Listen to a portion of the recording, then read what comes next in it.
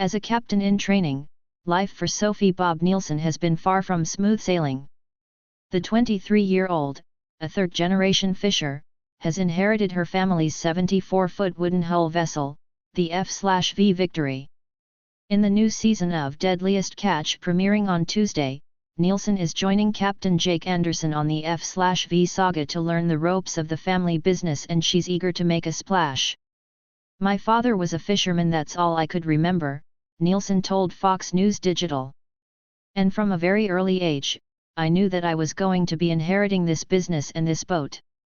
When I was a kid, I didn't realize how hard my family worked to keep the boats going. But shortly after I became 18 and the businesses were mine, I started working really hard and putting my sweat and tears into the business.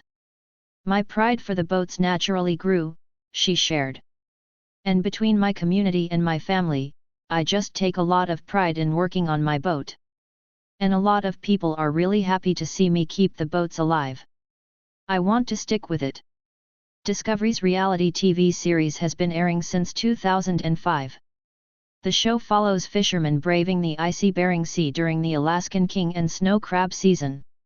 Its star, Captain Sig Hansen, comes from a long line of Norwegian fishermen. Over the years, he and other captains have put their lives on the line in the hopes of catching enough crab to make their living and feed their families. Season 19 chronicles how Alaskan crab prices have reached an all-time high, prompting veteran captains and a wave of newcomers to sail the high seas to earn big bucks quickly. But illegal fishing and rival crews have presented unexpected tensions. In banding together, longtime captains and new crabbers alike educate each other on how to avoid returning home empty-handed. Anderson told Fox News Digital the biggest piece of advice he's given Nielsen is to never quit. "It just keeps one foot in front of the other, you know," he explained. "That's the biggest piece of advice I've given her, never quit, no matter how tough it seems." Before embarking on her journey, Nielsen was faced with a personal tragedy. The show explores how Nielsen lost both of her parents in a quick succession. Nielsen admitted that growing up, she didn't envision herself following in her family's footsteps. "It's funny because when I was really young, I didn't really want to be on a boat and I didn't want to fish or things like that," she said. "My brother Brett, we got into an argument one time, and he told me that I would never be able to make it on another boat with the attitude that I had. So when Jake threw this opportunity at me, I decided to run with it. I proved to myself and everybody else that I could do it. When I did get on the boat and I was working, I felt like the greenhorn. I was the least experienced with pot fishing. Luckily, there were great teachers around and they took me under their wings," she continued. "I was thrown up into the wheelhouse and I didn't know what I was doing. I didn't know how to drive Jake's boat. But everybody was incredibly patient with me and very encouraging. He told me to never quit. And he told me how to adapt and to just keep on trying." Nielsen is in good company this season. Linda Greenlaw, the only female sword fishing captain and survivor of the perfect storm, is bringing in her experience as she joins Captain Wild Bill Wachowski's F/V Summer Bay. Nielsen acknowledged that fishing continues to be a male-dominated industry. However, she's determined to prove herself.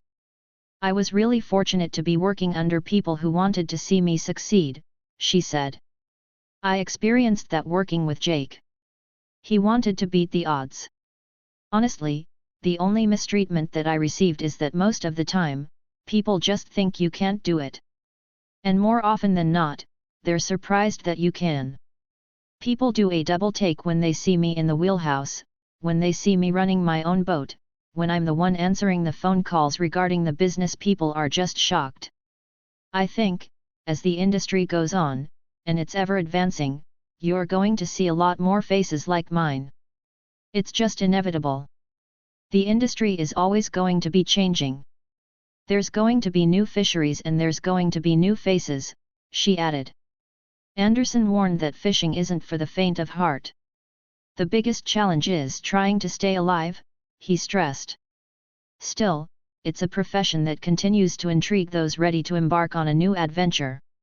A lot of people love fishing," he said. But with crab fishing especially, it's an extreme version. You have people that like to climb mountains, but then you have people that like to climb Mount Everest. Well, crab fishing, that's what it is.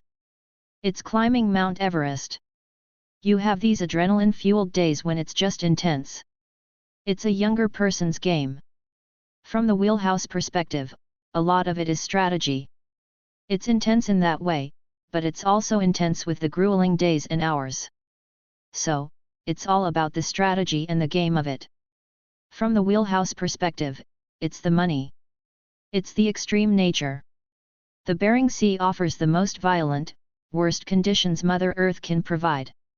So when you survive that, there's a feeling you get from it. And you can get addicted to it. That's kind of what happens to us.